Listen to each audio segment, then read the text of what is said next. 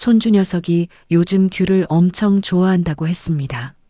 마트에서 2박스를 샀습니다. 양손이 묵직했습니다. 엘리베이터를 타고 15층을 올라갔습니다.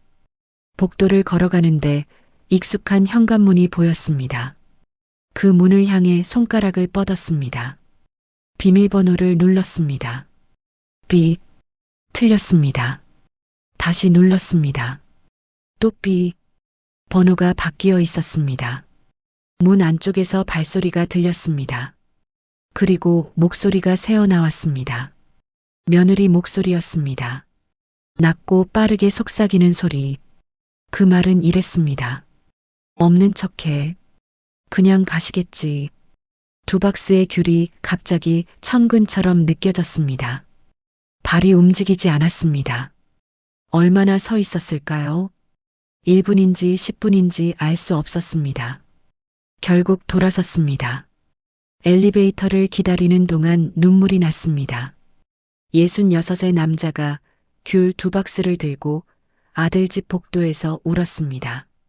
오늘 드릴 이야기는 그날부터 시작됩니다. 아니, 정확히는 그보다 4년 전 아들이 처음 전화를 걸어왔던 날부터 시작됩니다. 아들은 35이 되던 해에 결혼했습니다. 상대는 괜찮은 사람이었습니다. 말수가 적고 야무진 편이었습니다. 처음엔 그게 신중한 성격이라고 생각했습니다. 나중에야 알았습니다. 그 조용함이 계산 위에 세워진 것이었다는 걸. 결혼하고 2년째 되던 봄 아들에게서 전화가 왔습니다.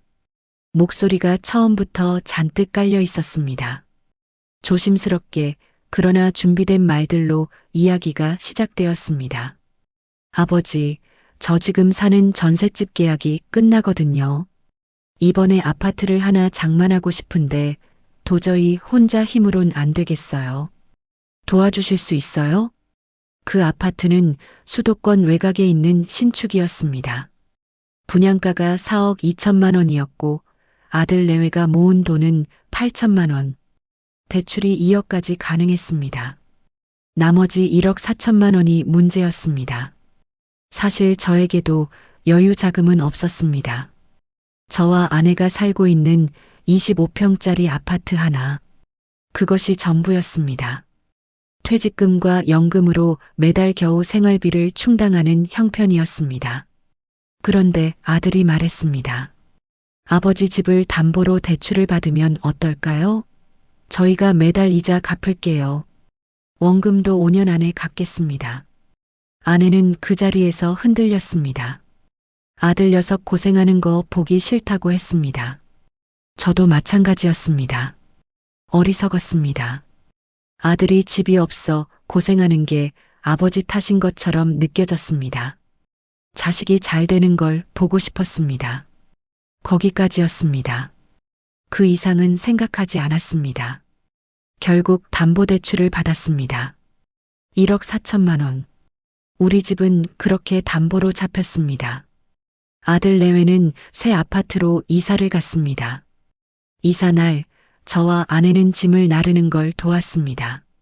며느리가 어머니 덕분에 이렇게 좋은 집에 살게 됐어요 라고 했습니다. 아내는 그 말에 눈물을 글썽였습니다. 저도 기분이 나쁘지 않았습니다. 자식이 안락한 곳에 둥지를 틀었다는 안도감이 있었습니다. 그게 마지막 따뜻한 기억이었습니다. 이사 후 첫 달 이자가 들어왔습니다. 2번째 달도 들어왔습니다. 3번째 달도 들어왔습니다. 그리고 넷째 달부터 연락이 없었습니다. 처음엔 그냥 넘겼습니다. 바쁜가 보다 했습니다. 문자를 보냈습니다. 아들에게서 다음 달에 몰아서 줄게요라는 답이 왔습니다. 다음 달이 되었습니다. 역시 없었습니다. 전화를 했습니다. 받지 않았습니다. 며느리에게 연락했습니다. 짧게 바빠요라고 답신이 왔습니다. 그게 전부였습니다. 2달이 지났습니다. 3달이 지났습니다. 은행에서 연체 안내 문자가 오기 시작했습니다. 우리 집에 담보로 잡힌 대출이었습니다. 저와 아내가 살고 있는 집, 은행 담당자를 만났습니다. 상황을 설명했습니다. 담당자는 딱 잘라 말했습니다. 아드님 명의 채무가 아닙니다. 어르신 명의로 대출을 받으신 거라 연체 책임도 어르신께 있습니다. 머릿속이 하얘졌습니다. 알고 있었습니다. 알고 있었는데 실제로 그 말을 귀로 들으니 다른 느낌이었습니다. 아들에게 찾아갔습니다. 문을 두드렸습니다. 문이 열리고 아들이 나왔습니다.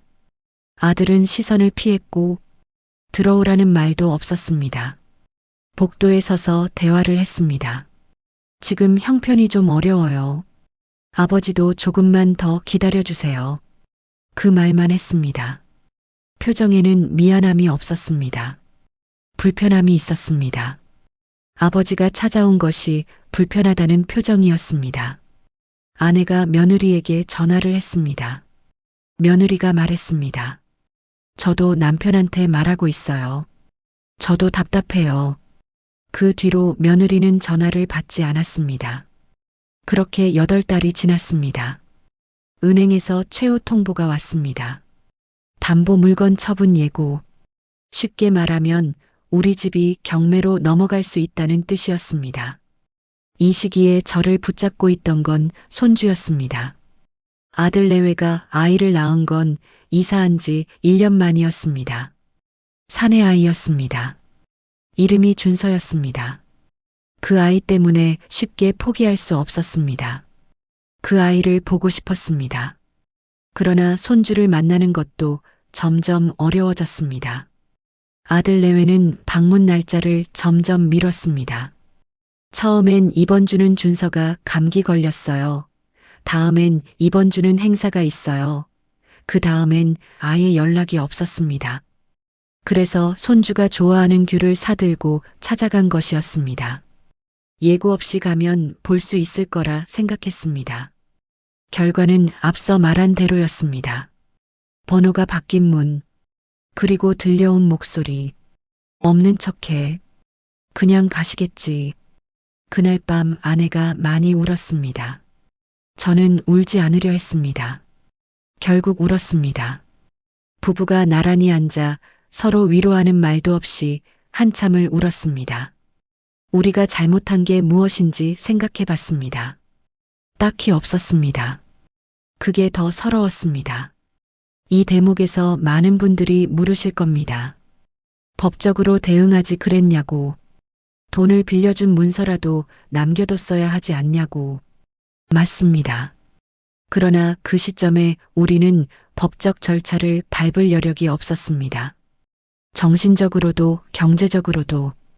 그리고 솔직히 말씀드리면 설마 아들이 끝까지 이러려 하는 마음이 한 구석에 있었습니다. 그 마음이 행동을 계속 미루게 만들었습니다. 지금 이 이야기 여기서 끝이 아닙니다. 오히려 지금부터가 진짜입니다. 집을 잃고 아들과 완전히 연이 끊기고 월세방으로 밀려난 뒤에도 저는 살아야 했습니다. 어떻게 살았는지, 무엇이 저를 다시 일으켜 세웠는지 끝까지 들어주십시오. 아직 이 채널을 구독하지 않으셨다면 지금 구독 버튼 한번 눌러주시면 감사하겠습니다.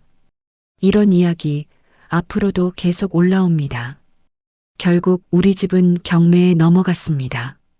낙찰 통보를 받은 날 저는 아무 말도 할 수 없었습니다. 아내가 먼저 짐을 싸기 시작했습니다. 멈춰있는 저를 보더니 아내가 말했습니다. 당신 짐 싸야지. 그 말이 어찌나 담담하던지 저는 그 담담함에 눈물이 났습니다. 우리가 이사한 곳은 반지하였습니다. 보증금 500만 원에 월세 35만 원짜리 방. 창문을 열면 바깥 사람들의 발목이 보이는 곳이었습니다. 25평 아파트에서 반지하 한 칸으로. 거기서 아내와 저는 처음 한 달을 거의 말없이 지냈습니다. 서로 말하면 감정이 터질 것 같았습니다. 터지면 서로를 원망할 것 같았습니다. 그래서 침묵했습니다. 그 침묵이 오히려 더 무거웠습니다. 가장 힘들었던 건 경제적인 문제가 아니었습니다. 수치심이었습니다. 동네 사람들이 알까봐, 아는 사람을 만날까봐 외출이 무서웠습니다. 아내는 시장도 잘 나가지 않았습니다. 저도 마찬가지였습니다. 그렇게 작은 방 안에 갇혀 지냈습니다. 어느 날 밤이었습니다. 아내가 잠든 줄 알고 혼자 앉아 있는데 아내가 말했습니다. 당신 나 원망해? 저는 잠시 생각했습니다. 그리고 말했습니다. 아니. 아내가 다시 물었습니다. 아들은? 저는 한참 있다가 대답했습니다. 모르겠어. 그 모르겠어가 저의 솔직한 마음이었습니다. 원망하고 싶지 않았습니다. 그러나 원망하지 않는다고 말하기는 어려웠습니다. 그 사이 어딘가에 제 마음이 있었습니다. 반지하에서 2달을 보낸 뒤 저는 일을 찾기 시작했습니다. 퇴직 후 여러 해 동안 일을 안 했었습니다. 몸이 예전 같지 않다고 생각했습니다. 그러나 월세를 내야 했고, 먹어야 했고, 살아야 했습니다. 동네 경비 공고를 발견했습니다. 면접을 봤습니다. 주 5일 하루 8시간, 야간 포함. 월급은 190만 원 초반이었습니다. 덜컥 합격했습니다. 처음엔 몸이 힘들었습니다. 밤 당직을 서면 다음날 종일 누워 있어야 했습니다. 무릎이 시렸고 경비일이 이렇게 고된 줄 몰랐습니다. 이걸 60 넘어서 하고 있다는 사실이 가끔 아득했습니다. 그러나 일이 주는 것이 있었습니다. 규칙이었습니다. 정해진 시간에 출근하고 정해진 자리에 서고 정해진 시간에 퇴근했습니다. 그 규칙이 저를 붙잡아줬습니다. 반지하 방에 갇혀 생각만 하다 보면 자꾸 나쁜 방향으로 흘렀습니다. 일하는 동안은 다른 생각을 할 틈이 없었습니다. 같이 일하는 경비 동료 중에 72의 어르신이 계셨습니다. 그분이 어느 날 저한테 물었습니다. 표정이 왜 그래요? 무슨 일 있어요? 저는 간단히 말했습니다. 아들한테 집 해줬다가 집 잃었습니다. 그분이 잠시 있더니 말했습니다. 나도 그랬어요. 그 한마디가 이상하게 위로가 됐습니다. 나만 당한 게 아니었습니다. 이런 일이 세상 어딘가에서 지금 이 순간에도 일어나고 있었습니다. 그 사실이 외로움을 조금 덜어줬습니다. 경비 일을 시작하고 석 달쯤 지났을 때 주민센터에서 안내 문자가 왔습니다. 기초생활수급자 신청 안내였습니다. 저는 처음에 그걸 보고 삭제했습니다. 나는 거지가 아니라는 생각이었습니다. 자존심이었습니다. 그런데 아내가 말했습니다. 한번 알아보기라도 해요. 아내가 먼저 그 말을 꺼낸 게 오히려 저를 움직이게 했습니다. 주민센터에 갔습니다. 담당 직원이 친절하게 설명해 줬습니다. 우리 상황에서 받을 수 있는 것들이 생각보다 여럿 있었습니다. 의료급여, 주거급여, 긴급복지 지원. 전부 다 해당되진 않았지만 주거급여만 해도 월세의 일부를 지원받을 수 있었습니다. 신청을 했습니다. 서류를 떼고 소득 확인을 하고 결과를 기다렸습니다. 한 달 뒤 지원 결정 통보가 왔습니다. 매달 17만 원이 들어왔습니다. 작은 금액이었습니다. 그러나 그 17만 원이 월세의 절반을 채워줬습니다. 그때 깨달았습니다. 이 제도들은 부끄러워서 숨길 것이 아니었습니다. 세금을 40년 가까이 냈고 이 나라 시스템에 기여해온 사람으로서 받을 권리가 있는 것이었습니다. 자존심은 천천히 내려놓기로 했습니다. 대신 살아가는 방법을 찾기로 했습니다. 경비 일을 시작하고 반년이 지났을 때 아들에게서 연락이 왔습니다. 문자였습니다. 짧았습니다. 아버지, 건강하세요? 5글자였습니다. 저는 그 문자를 한참 들여다봤습니다. 어떻게 답해야 할지 몰랐습니다. 화가 났습니다. 보고 싶기도 했습니다. 무시하고 싶기도 했습니다. 여러 감정이 한꺼번에 올라왔습니다. 결국 이렇게 답했습니다. 응, 잘 있다. 그게 전부였습니다. 아들에게서 더 이상 연락이 오지 않았습니다. 저도 더 이상 연락하지 않았습니다. 그 이후로 저는 아들을 완전히 포기했습니다. 포기가 나쁜 말처럼 들리지만 저에게는 해방이었습니다. 기다림을 내려놓으니까 오히려 마음이 가벼워졌습니다. 더 이상 전화기를 확인하지 않았습니다. 더 이상 현관 소리에 귀를 기울이지 않았습니다. 그냥 살기로 했습니다. 반지하에서 두 번째 해가 되던 봄, 저와 아내는 조금씩 일상을 만들기 시작했습니다. 거창한 것은 아니었습니다.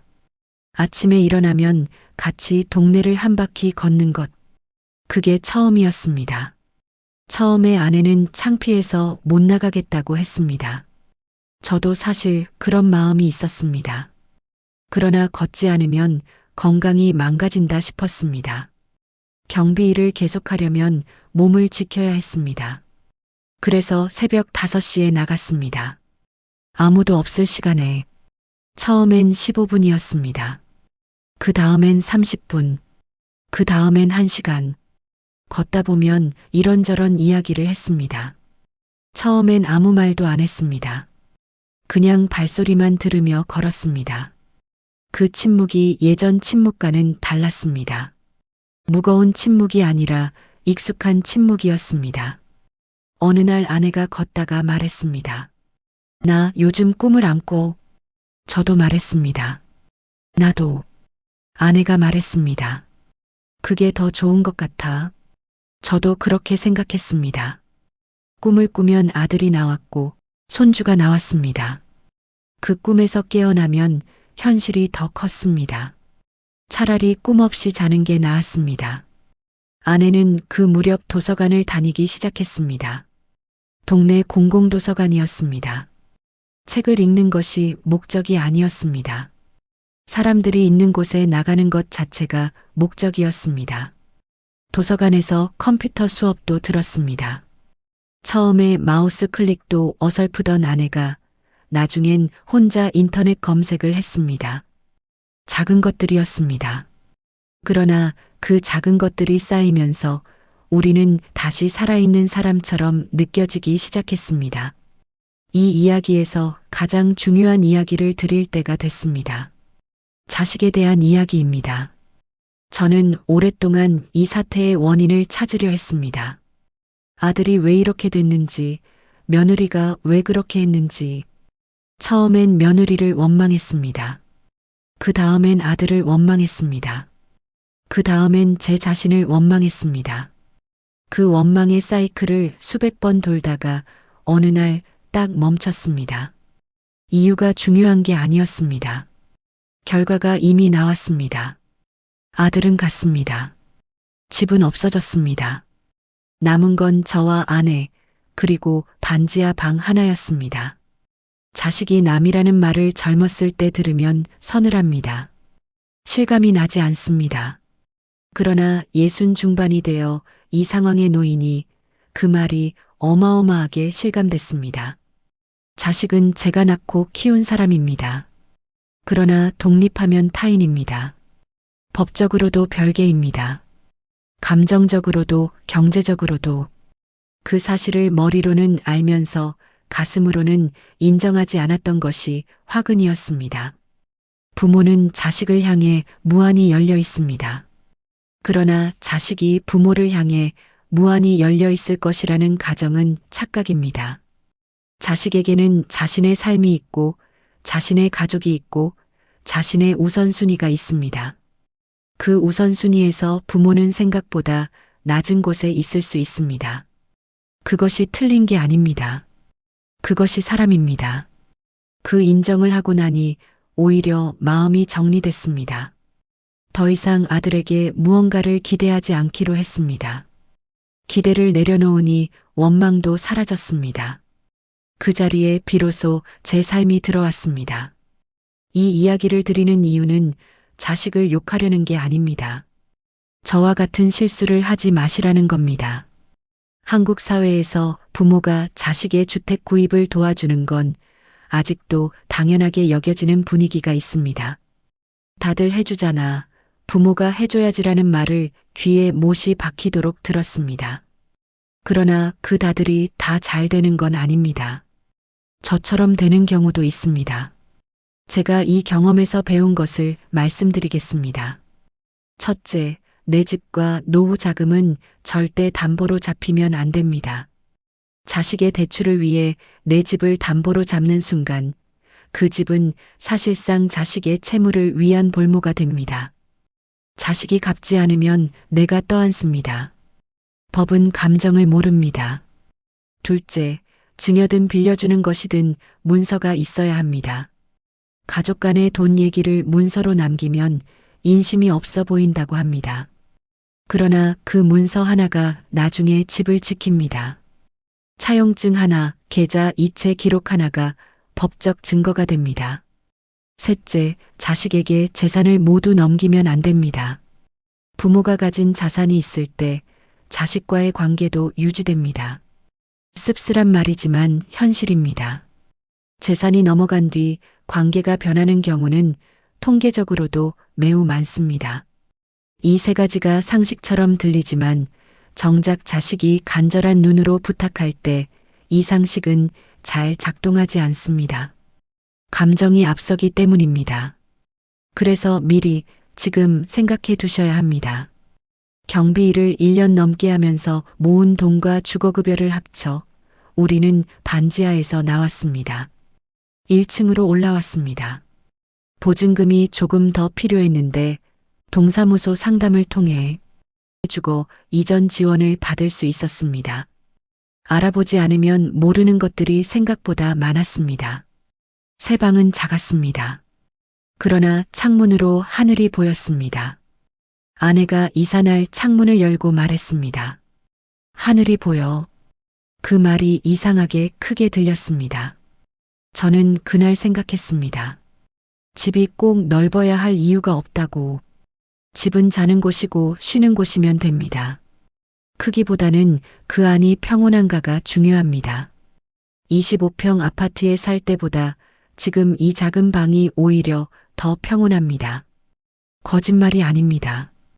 경비일 외에 저는 지역 복지관 노인 일자리 사업에도 참여하게 됐습니다.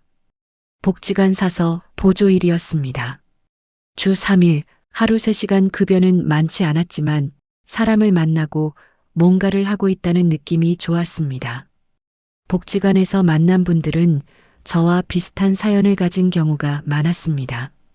직접 말하는 분은 없었지만 표정에서 알 수 있었습니다. 서로 그냥 이름을 부르며 인사하고 커피 한 잔 나누고 그것으로 좋겠습니다. 깊이 파고들 필요가 없었습니다. 복지관 담당자가 일자리 사업 외에도 각종 지원 제도를 안내해 줬습니다. 노인 맞춤 돌봄 서비스, 의료비 지원, 무료 건강검진. 저처럼 뒤늦게 알게 되는 분들이 많다고 했습니다. 진작 알았으면 하는 것들이 있었습니다. 드리고 싶은 말씀은 이겁니다. 부끄러운 게 아닙니다. 이 나라에 이미 만들어져 있는 안전망입니다. 활용하지 않으면 오히려 손해입니다. 주민센터, 복지관, 보건소, 노인일자리 지원센터, 이 네 곳만 다녀봐도 받을 수 있는 것들이 생각보다 많습니다. 이 이야기에서 아내 이야기를 빼놓을 수 없습니다. 이 모든 일을 같이 겪은 사람이기 때문입니다. 아내는 처음에 많이 무너졌습니다. 밥도 잘 먹지 않았고 잠도 잘 자지 못했습니다. 제가 걱정될 정도였습니다. 그런데 어느 시점부터 오히려 아내가 더 빨리 일어났습니다. 저보다 강했습니다. 아내는 동네 경로당에 나가기 시작했습니다. 처음엔 소극적으로 앉아 있기만 했는데 나중엔 화투 끝수를 세워주고 간식을 나르는 사람이 됐습니다. 거기서 친구가 생겼습니다. 아내한테 친구가 생긴 게 저는 그렇게 반가웠습니다. 어느 날 아내가 경로당에서 배워온 레시피로 된장찌개를 끓였습니다. 아내가 어때요? 라고 묻길래 저는 맛있어라고 했습니다. 아내가 웃었습니다. 한동안 못 본 웃음이었습니다. 그 웃음이 저한테는 어떤 말보다도 컸습니다. 두 사람이 같이 살면 힘든 일도 나눌 수 있습니다. 나눈다는 건 반으로 줄어든다는 게 아닙니다. 서로 보고 있다는 확인입니다. 그 확인이 살게 합니다. 이 이야기를 마무리하면서 드리고 싶은 말씀이 있습니다.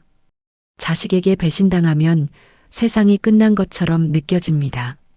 내가 키운 사람에게, 내가 돈을 대준 집의 번호를 바꿔버린 사람에게 등을 돌리면 정말 모든 것이 붕괴하는 느낌입니다. 그런데 세상은 끝나지 않습니다. 몸이 허락하는 한 해가 뜨고 밥을 먹고 사람을 만납니다. 그 안에서 작은 기쁨이 생깁니다. 억지로 만드는 기쁨이 아닙니다. 그냥 살다 보면 생깁니다. 저는 지금 이 삶을 부끄러워하지 않습니다. 경비 일을 하면서 제 손으로 돈을 빱니다. 주거급여를 받으면서 내 권리를 씁니다. 아내와 새벽에 걸으면서 하루를 시작합니다. 이 세 가지가 제 일상입니다. 아들에 대해서는 더 이상 생각하지 않으려 합니다. 그리움이 없다면 거짓말이 됩니다. 손주가 보고 싶다는 마음도 있습니다. 그러나 그 마음이 저를 끌고 다니도록 두지는 않겠습니다. 그 마음은 마음 한켠에 두고 오늘 해야 할 일을 합니다. 가끔 어르신들을 만나면 이런 말씀을 드립니다. 노후 자금만큼은 절대 자식에게 다 넘기지 마시라고. 돈이 있을 때 자식이 연락하고 돈이 없어지면 연락이 끊기는 경우가 생각보다 많습니다. 이걸 자식이 나쁜 사람이어서라고 단정하고 싶지 않습니다. 그냥 사람이 그렇습니다. 인간이 그렇습니다. 그 현실을 직시하고 미리 대비하는 것이 현명한 노년의 시작입니다. 내 노후는 내가 책임져야 합니다. 자식에게 기대는 노후는 이 시대엔 너무 위태롭습니다. 국가 제도를 꼼꼼히 활용하고 건강을 지키고 배우자나 친구와 연대하고 작게라도 일을 이어가는 것. 그것이 제가 이쓴 경험에서 건져 올린 답입니다. 누군가에게 이 이야기가 닿았으면 합니다. 지금 비슷한 상황에 계신 분이 있다면 끝이 아니라는 걸 말씀드리고 싶습니다. 아직 살아있고 살아있는 한 방법은 있습니다. 여기까지 긴 이야기 들어주셔서 감사합니다. 오늘 이야기가 무겁게 느껴지셨다면 그만큼 현실적인 이야기였기 때문일 겁니다. 이런 이야기를 나누는 공간이 필요하다고 생각해서 이 채널을 운영하고 있습니다. 아직 구독하지 않으셨다면 지금 구독 버튼 한번 눌러주십시오. 알림 설정까지 해두시면 다음 영상을 놓치지 않으실 수 있습니다. 이런 이야기 앞으로도 계속 올라옵니다. 댓글로 여러분의 이야기나 생각을 남겨주셔도 좋습니다. 한 분 한 분 다 읽습니다. 다음 영상에서 다시 뵙겠습니다.